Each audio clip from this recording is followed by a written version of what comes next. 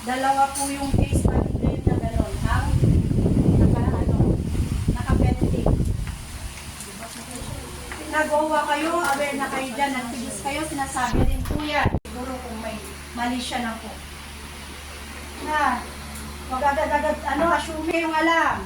Sa pagkain, yung jerjer, yung plastic na cheese, yung basahan na puta, sabi niya, Maria, give me a putas, employer ko, minura ako. Oh.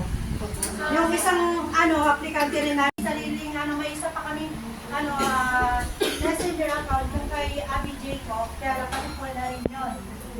Baka yung iba nakakunet doon. Pero ito po kayong iba yan. Ayan ba? Ayan na daw, yung Abby Jacob. Pwede nga yan, nakaka-accept Oo, nakaka-accept siya, pero hindi siya. Ayan, at mo yan. Follow mo. Kasi page na yan eh. Walang limit. Kaya nga dahil ko is legal. Pag sinabi natin legal, anong nasa utak nyo? Ha? Okay, mga bata. Kaso. Kaso po, pag po kayo doon, nasabi na po nila huwag kayong makipag-relasyon. Bakit? Sa ibang bansa po, meron po love case.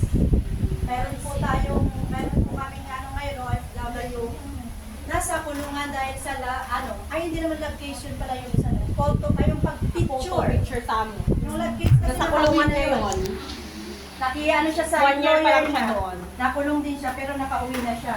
Ngayon, ang bago is yung sa pag-picture sa loob ng bahay. Bawal i-post. Anak ng employer.